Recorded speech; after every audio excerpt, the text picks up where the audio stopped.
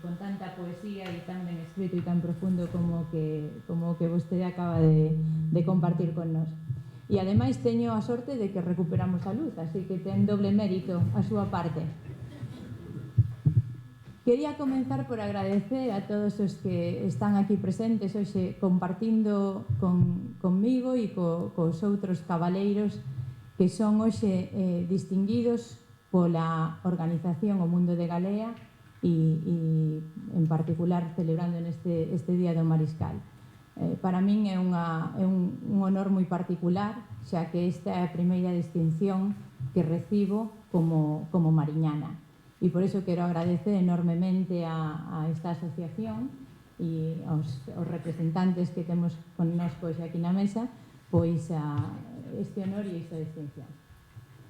Tamén quero comenzar por destacar a labor de O Mundo de Galea, desta organización formada de maneira totalmente altruísta. A verdade é que levo lendo en prensa moitas veces e moitos anos seguidos sobre actos que organiza esta asociación, actos que promocionan non só a figura histórica do Mariscal, como nos estaba presentando Suso, sino que fan unha promoción da Mariña como lugar de encontro, como lugar de expresión cultural e histórica fascinante. E isto serve, como decíamos, para dar a coñecer e para atraer público, tanto turistas como xente que pode pensar en mover as súas vidas á Mariña.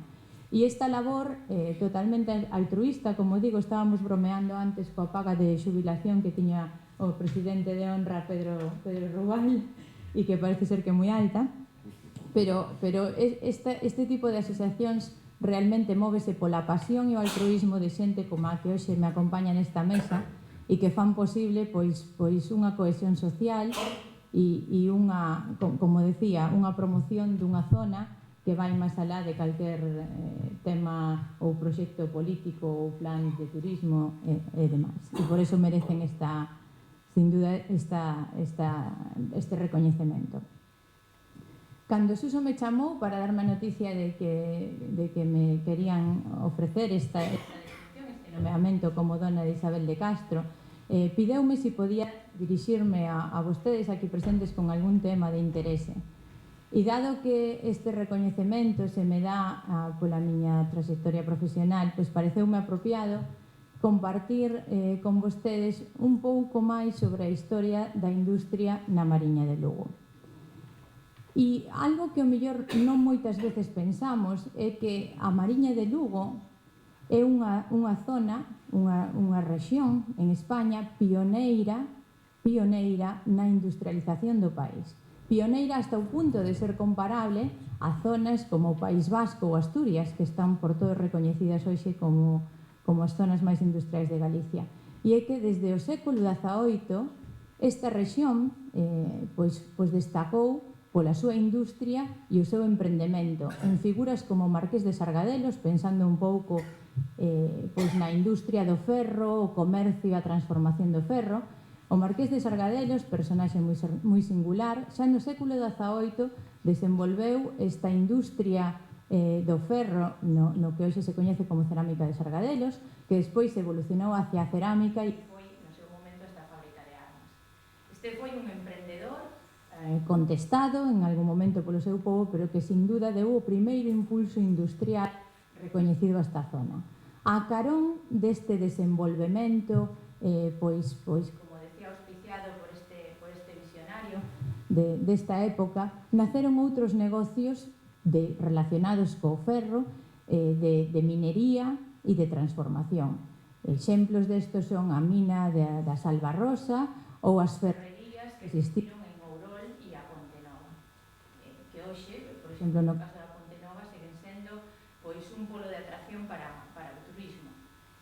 E tamén é de destacar que nesta época se desenvolveu o cargadoiro de Ribadeo, que servía para dar entrada e saída a este mineral e a estes derivados de ferro. Xa no século XVIII se comerciaba co resto de Europa e incluso se comerciaba Marqués de Sargadelos coas Américas. E isto A veces olvidámolo, pero é algo que naceu e xurdiu aquí na Mariña de Lugo. Dentro do patrimonio industrial histórico desta zona non podemos olvidar todo relacionado co mar. Pensamos, por exemplo, na pesca e a transformación da balea. En San Ciprián existeu hasta os 70, prácticamente, a baleeira de Morás, que se dedicaba á captura e á transformación deste cetáceo, e que mantuvo unha flota e unha cantidade de xente da zona relacionada con este negocio durante moitísimos anos e, como decía, aguantou operativa hasta prácticamente 1970. Tamén cabe destacar neste campo sempre da industria relacionada co mar, as cetarias de Rinlo ou o que hoxe as fábricas de salazón, das que quedan aínda restos en San Ciprián certamente e espalladas polos distintos povos da Mariña. E foi esta tradición o que levou ao desenvolvemento dos portos de Celeiro e Burela, que aínda hoxe siguen sendo pois un referente a nivel español, con flotas modernas que faenan en caladeiros internacionais e sobradamente recoñecidos e especializados en algunhas capturas, como pode ser o bonito ou a merluza. Seguindo con un pouco facendo historia da industria na Mariña, cabe destacar tamén o turismo, evidentemente. Como decía antes Suso, pois a través de iniciativas como a Ruta do Mariscal e tamén contando co patrimonio natural co que conta a Mariña, praias e zonas verdes e demais, pois isto resultou sempre un polo de atracción e se pensamos en zonas como Viveiro e Foz, desde principios do siglo pasado, falábase daquelo de ir tomar os baños á Mariña, e a xente do interior de Galicia viña desde todas as zonas para poder disfrutar desos baños que tanto ben facían para a saúde e para pasar o inverno. Pero non cabe dúbida de que o gran estallido industrial da Mariña pois foi na segunda mitade dos anos 70 e foi coa chegada da industria do aluminio, aluminio. Este proxecto foi planificado nos últimos anos do franquismo, o proxecto original data do ano 74, e en orixen o proxecto estaba pensado para ser ubicado en Vilagarcía de Arousa. O que aconteceu nese momento, o porqué de Vilagarcía de Arousa? Na época de Franco, pois fixeras esta zonificación de España e tanto a Mariña de Lugo como a zona das Rías Baixas aparecían nesta zonificación como áreas onde era preciso desenvolver a industria porque eran demasiado rurales, demasiado dedicadas ao sector primario. O que aconteceu foi que a poboación de Vilagarcía de Arousa opúxose totalmente a este proxecto. Houbo unha gran revolta social que acabou co rexeitamento do proxecto de construción da industria de aluminio. E foi aí donde os concellos de Cervo e Xove, en particular en San Ciprián, pois foi o lugar que se decidiu para a ubicación desta industria. Nese momento o proxecto tuvo bastante, digamos, controversia, porque había unha parte tamén da poboación que estaba en contra. Estaba en contra por distintos motivos. Había quen decía que era un investimento demasiado grande para o número de empregos que ia dar, non?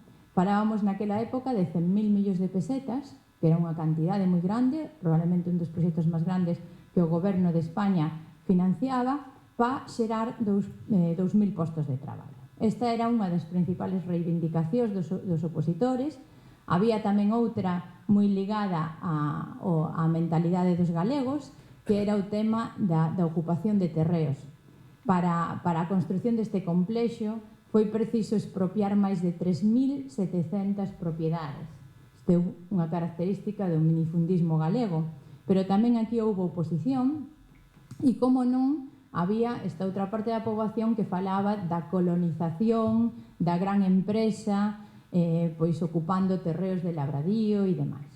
Pero tamén hai que decir que había outra parte da poboación que estaba totalmente a favor, que tiña unha visión de máis longo plazo e que vía este investimento como unha oportunidade para a Mariña de desenvolver pois unha actividade industrial e de pensar de cara ao futuro en crecemento, en actividades adicionales e demais.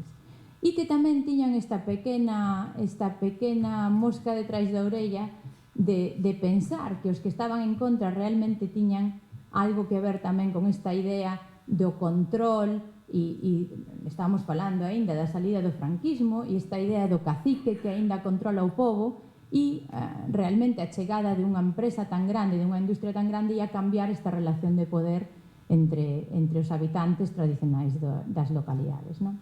Con todo e con isto, o proxecto foi adiante e o 6 de outubro de 1980 os reis de España, don Xoán Carlos e dona Sofía, inauguraron formalmente a fábrica de produción de aluminio e aluminio. A fábrica comenzara a operar xa no ano 79, pero tuvo en lugar no ano 1980 a inauguración que coincide coa posta en funcionamento da segunda parte que fora a fábrica de alumina. Comenzou coa produción da fábrica de aluminio e despois a fábrica de aluminio. Entonces, chegamos así á inauguración do complexo que neste momento, en 1980, se converte no terceiro complexo industrial de fabricación de aluminio máis importante do mundo.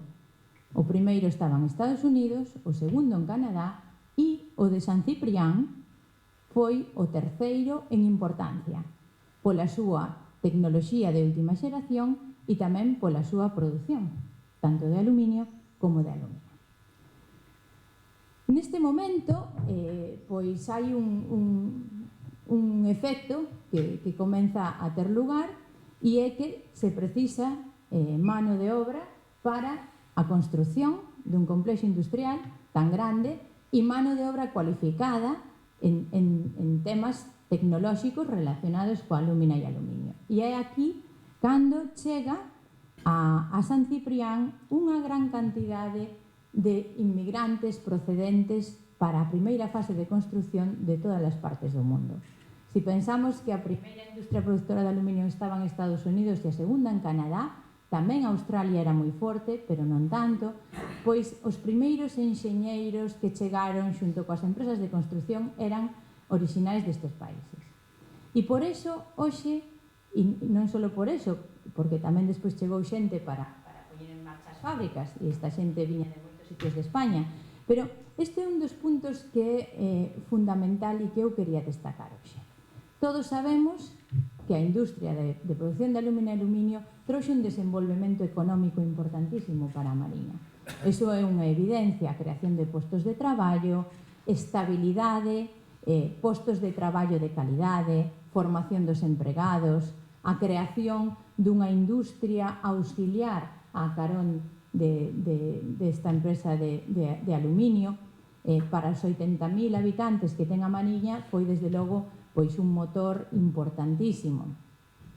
Pero eu quero destacar tamén outra parte, e é a parte deste proxecto como polo de atracción para persoas de todas as partes de España e incluso de estranxeiros que viñeron cos seus coñecementos, coa súa cultura, cos seus hábitos e a súa historia, e que se quedaron a vivir aquí ou toda a súa vida, ou unha boa parte da súa vida na Mariña.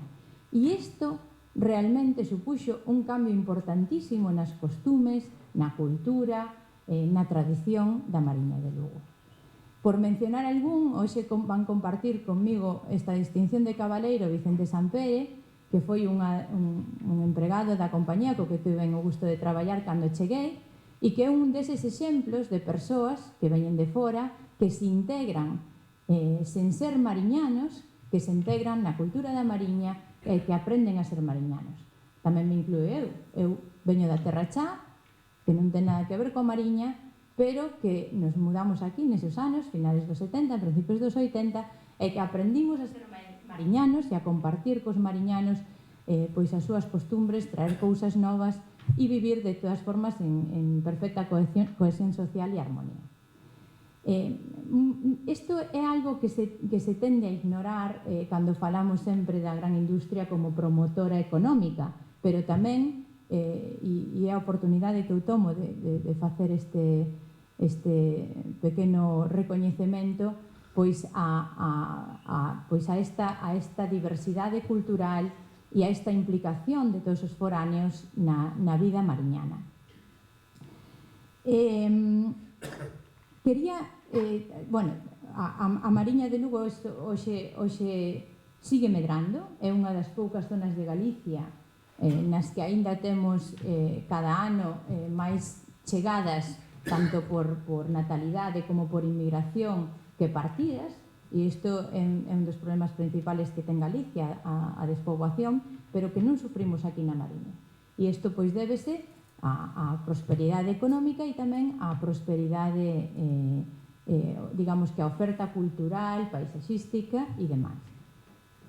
Un dos temas curiosos que a mí sempre me chamou moito a atención foi que cando comenzou a construción de Alumina Aluminio en San Ciprián e a chegada de todos estes inmigrantes, pois non había infraestructura hoteleira para acollelos, non había nin tan siquiera casas de aluguer suficientes para todos. E o que aconteceu nese momento foi que as familias locales abriron as súas casas para acoller a estes foráneos. E era moi común que unha familia local tuvera alquilada unha habitación ou dúas a traballadores da empresa. Isto foi o que de alguma maneira orixinou esta mezcla de culturas e de tradicións que hoxe caracterizan a Mariña e que eu creo que é únicamente comparable en importancia pois o efecto que tuvo o desenvolvemento dos portos coa comunidade caboverdiana de Burelas, que tamén serveu como polo de atracción pois para atraer estes inmigrantes que hoxe están perfectamente integrados pois na comunidade en Burela. Hoxe, Alumina e Aluminio, que son propiedade de Alcoa desde os finales dos 90, desde 1998, sigue sendo unha industria próspera, sigue dando emprego para os xóvenes da zona, permite a moita xente quedar aquí sin ter que emigrar fora a buscar traballo, pero ademais unha das cousas que creo que esta empresa está facendo moi ben é a implicación e o compromiso social. A través da Fundación Alcoa, pois a empresa colabora pois con distintas actividades tanto dentro do campo medioambiental como dentro do campo cultural. E isto promove aínda máis o voluntariado dos traballadores de Alcoa para participar en as asociacións como a que hoxe organiza este evento e, de alguma maneira, pois contribúe tamén a esta cohesión social que é tan importante. Como decía antes, eu son un exemplo desta poboación, como en San Ciprián nos chamaban desa época, éramos os venideros, os resto eran locales. E eu son un exemplo desto, como decía antes, orixinal de Vilalba. Hoxe teño aquí comigo unha representación de Villalveses que me acompañan. Vinme para aquí con 5 anos, cando meu pai empezou a traballar en Alcoa. Meu pai, que tamén está hoxe aquí, foi deses que arrancaron a produción no ano 79, cando arrancou a fábrica. E pois pasei de vivir na chaira con esas montañas e esos campos a vivir frente ao mar, que para min con 5 anos era toda unha experiencia. E a partir de aí, pois perfectamente integrado con todas estas familias que chegaban a San Ciprián, fixen os meus estudios en San Ciprián, despois en Burela, e de aí me fun á Universidade a Vigo, onde estudiei Enxeñería, como decía Suso, e onde tuven o gusto e o honor de conocer pois a unha das fillas de Suso coa que estableceu unha gran amistade, e ali tiñamos o pequeno núcleo da Mariña que seguíamos mantendo as nosas raíces ali en Vigo.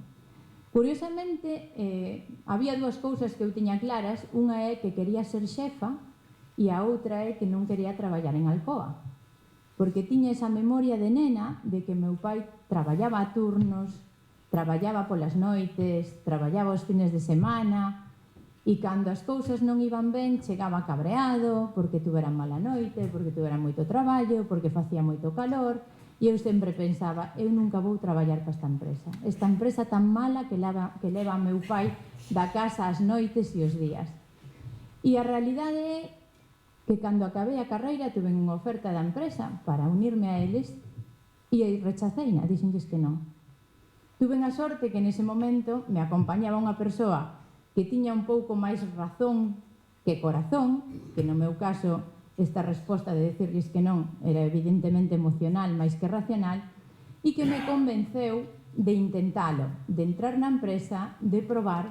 Faloume desta gran multinacional que é Alcoa e das oportunidades de futuro. E foi así que volvín a chamalos e dixenlles, bueno, pois xa que me facedes esta oferta, vou intentalo. Isto foi fai 16 anos e a verdade é que nunca lle agradecerei suficientemente a esta persoa que me fixera cambiar de opinión, porque non sei como hubiera sido a miña vida noutro lado, pero desde logo non me poido queixar da que tuven hasta ahora e espero seguir tendo nesta empresa. E un pouco como reflexión de peche, porque tampouco me quero espallar máis do necesario antes da comida, pois decir que aprendín nestes anos, non? Nestes anos viaxei moito. Cando eu empecé a traballar para Alcoa no ano 99, acababa de ser comprada, só levaba uns meses a esta multinacional americana, despois de que a empresa tuvera unha gran historia como empresa pública, non? Entón, o primeiro aprendizaxe foi a necesidade de aprender, de coñecer. Era evidente que a dirección da empresa con esta forma de xestionar de empresa pública non ia durar, e entón rapidamente decidín irme a Estados Unidos para aprender realmente cal era a cultura de Alcoa, como traballaba esta multinacional. E iso é fundamental para poder xogar e ter algunha oportunidade de gañar o partido, o mellor sempre coñecer cales son as reglas do xogo. E este foi un pouco o meu obxectivo cando me trasladei a Estados Unidos, ir coñecer as reglas do xogo. E isto foi moi importante, deu unha oportunidade de viaxar por todo o mundo e de aprender de especialistas en distintos términos, tanto especialistas medioambientales como de produción de proceso, tecnoloxía, de mantenimento, e un pouco o que enriquece as persoas, non? O que nos enriquece é o que aprendemos, e o que aprendémolo da xente, moito máis que nas universidades. Este desde logo foi un dos meus aprendizaxes principales en Alcoa. Sai, viaxa, mira, ve, conversa coa xente, aprende e aprende. E algo que sigo facendo hoxe, sempre que teño ocasión, aprender e aprender e aprender, viaxar e viaxar e aprender de quen se pode. E o segundo aprendizaxe moi importante é que, sobre todo cando andas polo mundo, é importantísimo manter unhas raíces. Manter unhas raíces estables que nos permitan sempre estar en contacto co suelo, manter os pés sobre a terra. E para min esas raíces están na Mariña.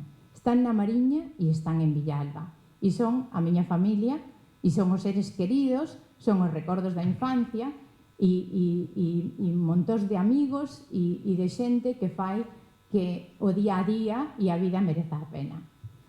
E por eso teño un especial cariño que sempre conservarei a Mariña e que sempre levo no corazón, como levo Villalba. E, en fin, un pouco por compartir algo persoal pois coa xente que hoxe nos acompaña aquí nesta sala.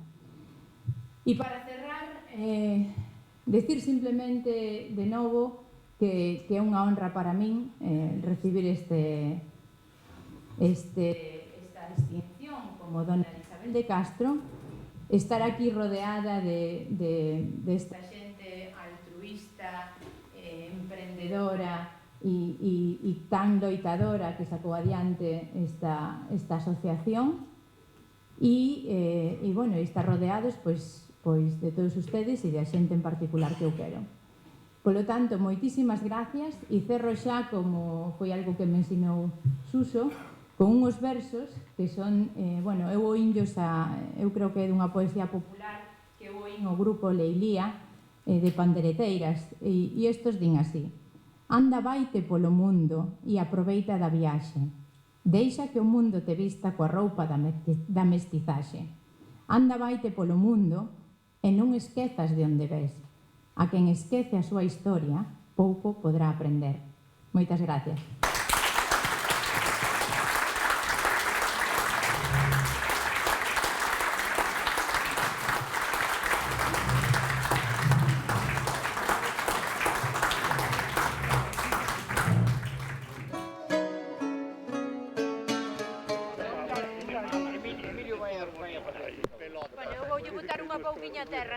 Bueno.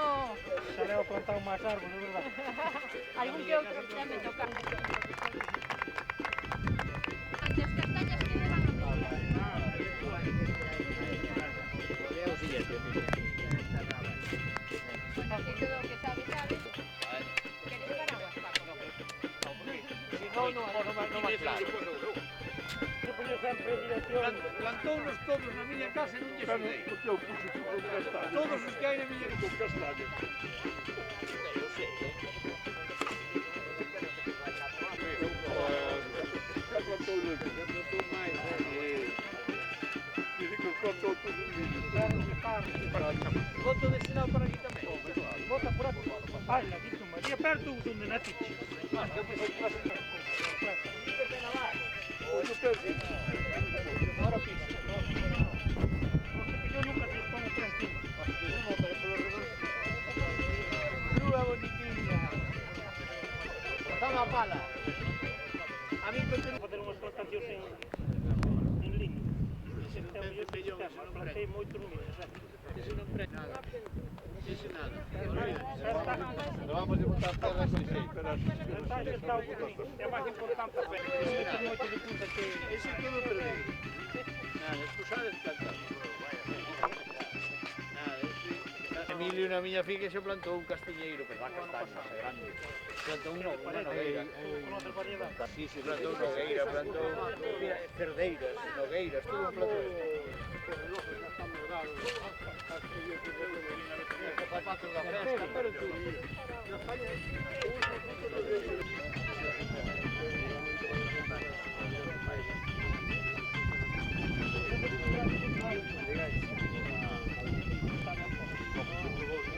Pilla chapala, Nunca. Nunca. A verdade é que te... Non quedaba nin pé nin zapato. Muy bien. Un aplauso para a parte de Reyes. Vale.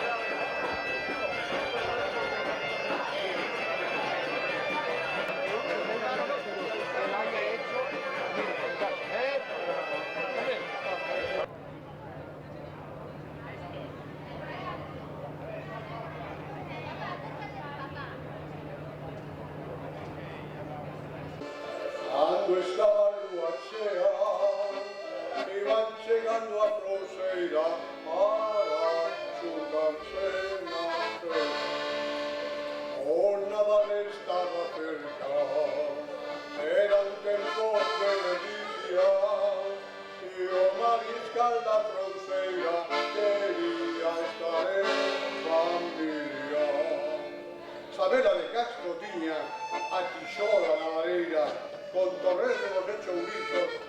celebrar a fila. A misa xa estaban todos, agás os homes da garda, que esperaban nas aldeas a chegada de Mudarra. Era este cabaleiro, emisario de Castela, para poñer entre rexas ao señor Pardo de Cela. O mariscal era tido por home facinoroso, degollando os irmandiños por velos moi peligrosos. Nos postres estaban xa, cando o emisario entrou, cun exército armado, máis os servos 22. 22 foron chamados os homes que por traición o señor Cedal venderon como o noso Redentor. Sabela de Castro chora con lágrimas de dolor, vendo que aqueles traidores eran servos do señor. Mudarra ponlles cadeas os homes daquel castelo, levándos a Mondoñedo para domador galego.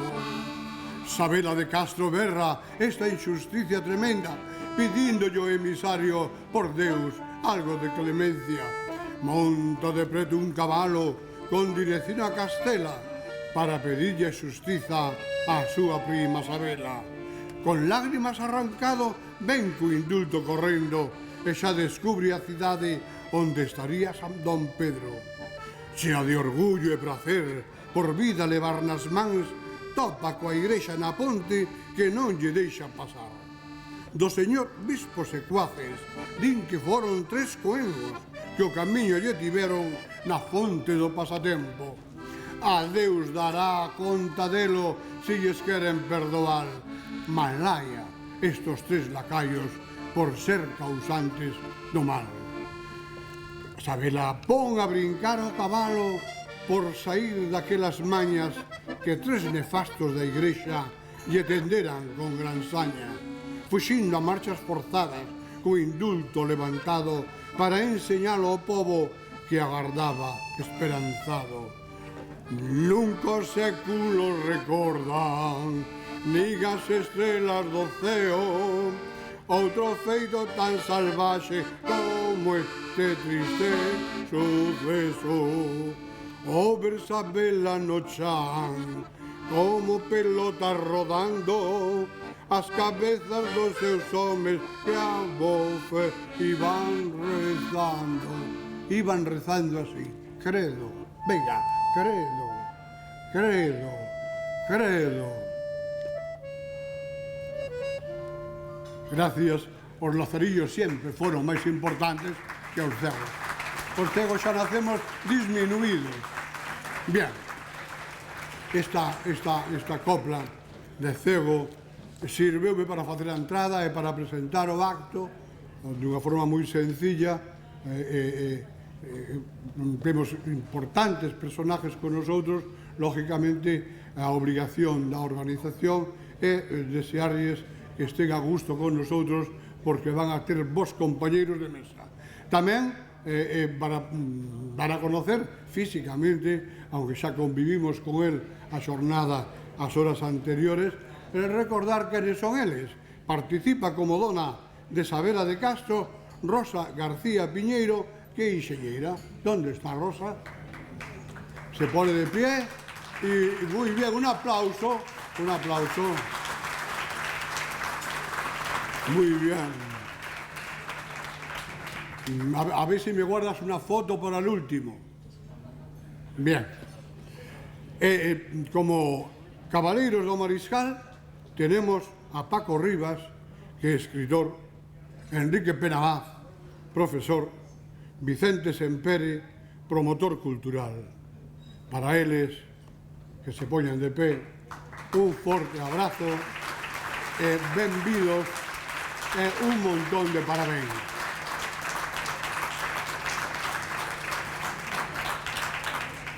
E xa con isto, que aproveite, meus amigos.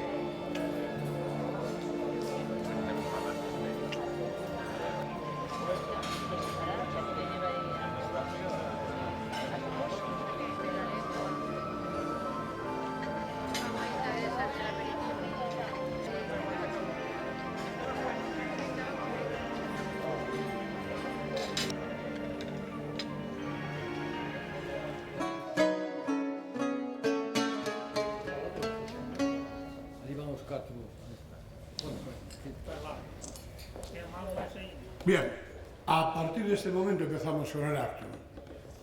Va a tomar la palabra, me corrigen al principio, cuando tengo una elección. Señores, socias, socios, colaboradores, donas de Sabela de Castro, caballeiros do Mariscal, autoridades, benvidos á celebración do Día do Mariscal na súa 15ª edición, aniversario. No día de hoxe, 23 de agosto do presente ano 2015, cumpre dar lectura á acta da xuntanza de carácter extraordinario celebrada pola Xunta Rectora o Mundo de Galea o pasado 20 de maio, onde foi tratada a proposta de nomeamento de Dona de Sabela de Castro, muller do Mariscal, e de Cabaleiros do Mariscal para o de Cela neste exercicio 2015. Dice así: a Xunta Rectora do Mundo de Galea, visto o expediente incoado a efecto e cumprindo o decálogo que rixe a Orde do Mariscal, acorda nomear Dona de Sabela de Castro a Rosa García Piñeiro e Cabaleiro do Mariscal a Paco Rivas, Enrique Penabaz, o Barrio e Vicente Sempere Sempere. A data para o acto de investidura terá lugar o día 23 de agosto de 2015 na finca Galea, Alfoz, na gala de celebración anual do Día do Mariscal na súa 15ª edición. Galardón este de reconocemento aos méritos e valores dos persoeiros persoeiras nomeados nos eidos de estético, histórico, cultural e empresarial desta terra galega. O Mundo de Galea honrase coa chegada das ilustres persoas nomeadas, desexándolles larga vida e prosperidade. E finaliza o presente acto parafraseando a cita de José Ingeniero que dice: na utopía de onte incúbase a realidade de hoxe, así como na utopía de mañá latexarán novas realidades. Certifica o secretario, o servidor, visto e place do presidente Juan Puchades. Esta é a acta co cual certificamos que o acto que estamos a representar. Damas e cabaleiros, quera, o home, vamos a falar de Pardo de Cela. E o feito, cando o século XIV estaba a se rematar, chuvias, xeadas e vento, con abundancia sin par, anos de fame trouxeron sin rentas con que pagar as obrigas dos labregos cos seus señores feudais. É que estes, acostumbrados que estaban a vivir sin traballar, bandoleiros se volveron con unha forza brutal, asaltando a quen pasara por un camiño ou lugar, obrigándoles a dar o que viñan de ganar. Os labregos cabreados non podían aguantar este azote de injustizas de quen lles quitaba o pan. Foi no ano 1467 cando se produce o levantamiento irmandiño. Tiñan que reventar, non aguantaban tanta injusticia, tiñan que poñer freo a tanto desmadre. Nestes intres aparece un home, para uns un santo, para outros o demo en persona. Para nós, que Pedro Pardo de Cela fora un home de paz, é algo que neste acto non vimos a plantexar. Voces se oirán abondo con argumentos ben feitos para colgarlle unha soga ou velo por ventureiro. Señor Presidente, directiva, socios do mundo de Galea, autoridades, ben queridos amigos. Este acto non hai peligro. Este acto que vamos a presentar, a 15ª edición do Día do Mariscal Pardo de Cela, queremos que sexa testemunha da importancia que o mundo de Galea confere ás personaxes e aos feitos que aconteceron e acontecen ao longo dos séculos. Recuperar pasaxes, relembrar a fazañas, espallar historia, lendas, cantigas, recuperalas é un dos obxectivos desta asociación cultural, pero ollos no futuro, postos sempre no futuro. O mundo de Galea quer ser pluma, cancioneiro vivo a través das personaxes que a escriben hoxe. Se a historia é mestre de vida, historia ten que ser, sobre todo, a memoria dun pobo. E de facelo deste xeito está a procura esta asociación cultural que xa leva 15 anos encima do lombo procurando a mellora. E faino porque sabe que actualizar a historia, rememorala, é un exercicio de liberdade e de recoñecemento polo que pasou, sen tomar partida nin bandeira nos feitos nin coas persoas, porque todo o mundo ten direito a expresar o que leva dentro. Sí, señores, a historia é a memoria dun pobo, a historia é o corazón da sociedade. É o orgullo dese pasado común que serve como elemento fundente que nos fai compartir un sentimento uniforme ante a pluralidade de ideas, xentes, costumes que habitan, que viven connosco, que son nosos veciños e que nos identifican con eles. Nunca, nunca contra eles. O único espello que nos deformaría a realidade sería a falta de tolerancia entre irmãos.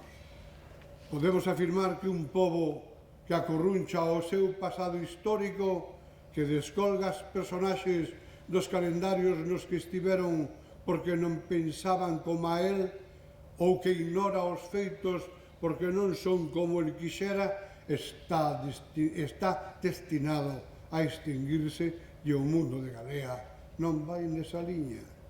Calquer personaxe, calquer feito, bo ou malo, é noso, foi noso, somos responsables. Por iso, hoxe e aquí, neste acto de investidura de cabaleiros de Dona de Isabel de Castro, queremos, por unha banda, recoñecer a quen deu nome, soma e resplandor, os concellos e Corón, a ruta Pardo de Cela, que con tanto esforzo deseñou e puxo a andar o noso Suso Fernández, o do Bahía, este señor que tiño aquí á miña esquerda. E por outra, queremos que reconocer públicamente o labor dos que van ser nomeados por seguir mantendo a historia como facho acceso que alumea a todos por igual, aunque cada quen o vexa da cor que queira.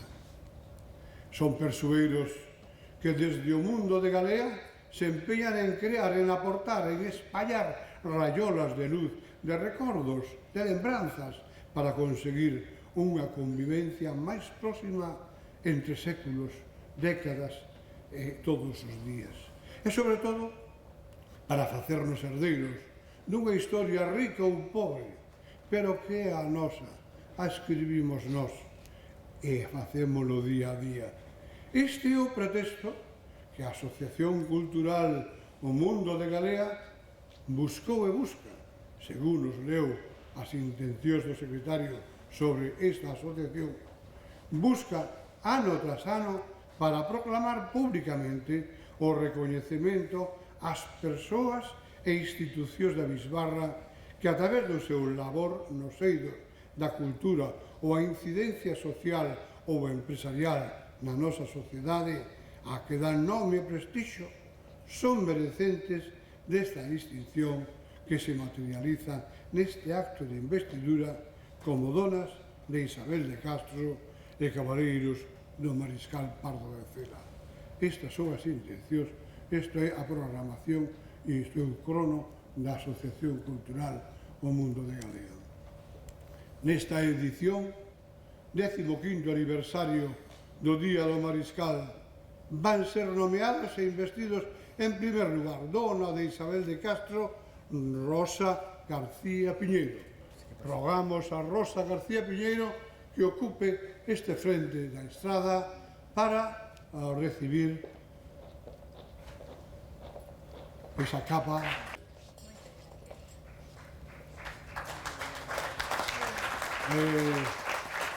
Rosa, ¿te quedas? No, todavía no. Ah. No, si es tan amable, que pase al... Naquela fábrica de que nos falabas hoxe, ese motor que nos deu Puebla, en distintas culturas que están sumando, sobre todo en Burela, empezaxe nesa cuna que tú dudabas telo ou non, tal vez por ser enxeñeira, facer un Vigo ademais. Bien, o ambiente do complexo en 2003. Eu esperaba unha conferencia hoxe pola mañá, pois falando do medo que van descalzos polo río a limpalo, boa falta fai. Correcto? Cargo del que cesó, dixo todo o mundo, quedouse grabado, pero vamos, non é conocimiento que a través de la formación te ha llegado. Rosa, por lo tanto, é máster en Enxeñería Ambiental pola Escola de Organización de Madrid e, ademais, executiva MBA pola Universidade. Persoeira do Mariscal Pardo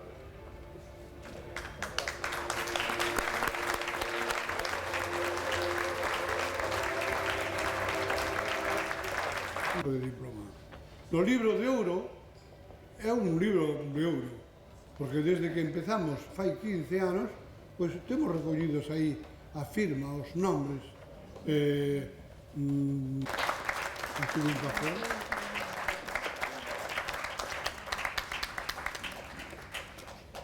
Chamamos ao estrado a Paco Naceu Nois. Destaca nel as categorías. Estábamos xuntos aí, dentro de pouco lo falaremos. Tamén coñecido polo seu labor no ámbito da radio en programas. Interesado en temas literarios, lingüísticos e antropolóxicos, publicou diferentes ámbitos no que publicou diversas obras, entre as que destacan as realizadas no campo da lingua mariñeira. Este o campo de estudo ao que máis se ten de usos do meu amar e outras cantigas foi publicado en 1900 de relatos curtos, contos de hoxe para contar mañá. Para...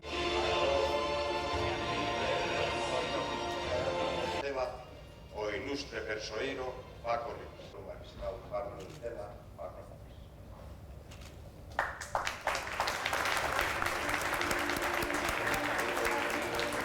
De ouro.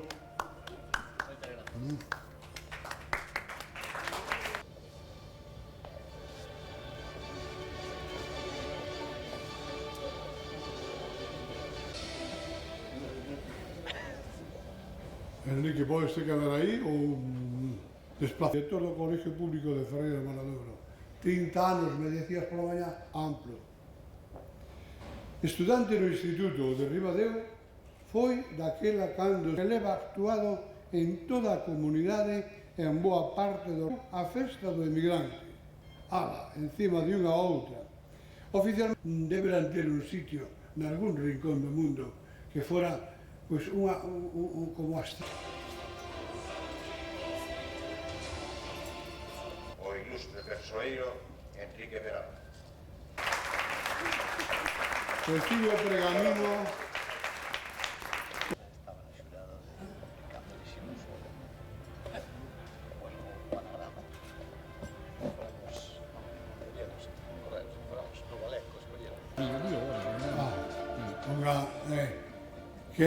Quen ten dereito é porque hombre de mucho trabajo, hombre de mucho hacer, hombre de mucho aportar.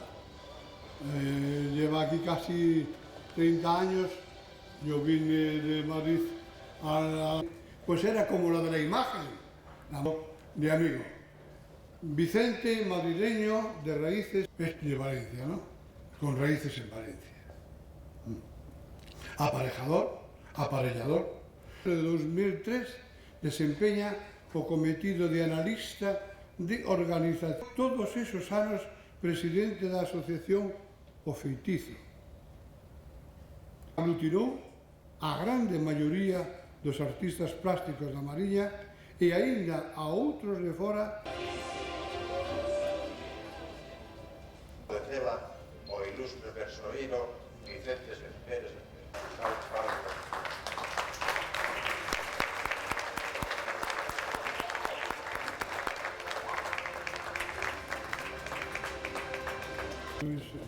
Depois a seguimos falando.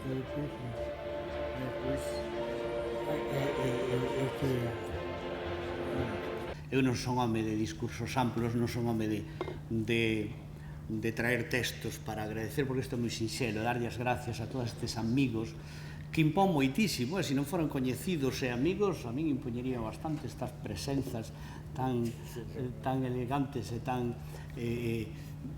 tan ilustrativas, non? Eu decir simplemente que tanto os compañeiros meus como eu mesmo agradecemos profundamente este nomeamento, non só polo que significa, que é moito, senón tamén por entrar no colectivo deste mundo que compartimos con moitas outras persoas, todas elas seguramente máis merecentes que a min deste premio. Por todo iso, moitísimas gracias, nada que estaremos aquí moitos máis anos xuntos. Traigo unha pequena, sabedes que eu as cousas como as melloras seis decir en verso, entón, pois un pequeno xoguete literario. A min gostame xogar máis coas palabras que coas persoas. Se fora un político faría un discurso para xogar coas persoas. Os poetas normalmente, como dixo Pessoa, somos grandes mentireiros, pero mentireiros para buscar a beleza, para buscar a emoción, para buscar a sorpresa. Un bo poema é aquel que emociona emociona e sorprende, polo menos é o que eu penso. Un poema é unha obra completa. É moito máis doado escribir unha obra completa en 3000 follas que en 2 versos. Eu teño un verso, que vou logo dicir, un poema en 2 versos que me parece unha obra completa dos mellores que teño, que di así: tentei parar aquel beixo e os labios fixeron folga. Ben, iso en 2 versos contén toda unha filosofía que dá para pensar bastante. E agora vai o que eu fixen con motivo deste acto. Espero que sexa do vosso agrade, que ten que ver co agradecemento, entre outras cousas. Por entre a néboa un raiolo de cote ponse a rimar as historias que estas terras teñen escrito no ar. 100.000 son de coengos, canta a lingua dun badal, feirantes e menciñeiros, xente daqui e da colá. E nunca esquence unha ponte mesmo na entrada do val, onde o tempo tece un pano cos lamentos das campás. O ceo do val, sempre experto, non fixo máis que escoitar daquestes mitos e lendas 300 anos atrás. Xuntounos nun rechouchío e ecoou este cantar. Que cada ano non falte naquesta terra un xantar onde se pinten de soños, sexa mentira ou verdad, os encantos da Frouxeira e o pendón do Mariscal. Miñas donas, meus señores, xusto pois será berrar urras por Pardo de Cela, as persoas deste val, esas que sempre loitaron contra os que queren roubar o máis fermoso que temos nesta vida, a libertad. E se xusto ser queremos, tamén debemos berrar urra por Merlín o mago e as meigas, que habelas hai. Urra por Pardo de Cela, outrora señor feudal, pola Mariña Luguesa, pola Frouxeira e o val. Por dona Inés xa que logo teremos pois que brindar. Urra entón por esta dona esposa do Mariscal, que cabalgada na ponte, mesmo na entrada do val, sen querer lle puxo nome, por con coengos falar. Do pasamento que doulle, así o conto o badal, e o regato cantaruxa dende 100 anos hai. E lembrade o rechouchío que coou no ar do val, cando soubo desta lenda e mito do Mariscal. Que sexan buscados homes, mulleres hai que buscar, que fagan cos seus mesteres ser exemplos a imitar, ou por voces xenerosos, ou por entrega aos demais, ou por louvar estas terras dende a Mariña ata o val, coa arte da xinxeleza, da virtude, da verdad, claro que sí, da beleza, das mans abertas aos máis. Pois que non falte xa ora ningún ano un bo xantar para a honra de cabaleiros e donas do Mariscal. E como non é cousa aparte, senón a considerar, tede tino e moita arte en quen ides nomear, que donas e cabaleiros coa alma espida nas mans hai nestas terras mancheas dende a Mariña ata o val.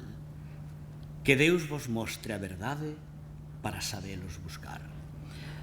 Miñas donas, meus señores, quixera eu para rematar ter as maneiras dun bate, cal cousa aparte brindar, con decoro e xinxeleza, con aquela e moita arte, polo mundo da Galea, e por quen aquí nos trae, por Pedro Pardo de Cela.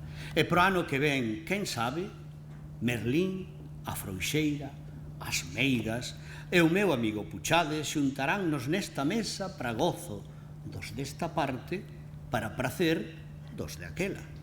Miñas donas, meus señores, mociños, nenos e nenas, longa vida e morra fame, pro ano facemos festa. Moitas gracias.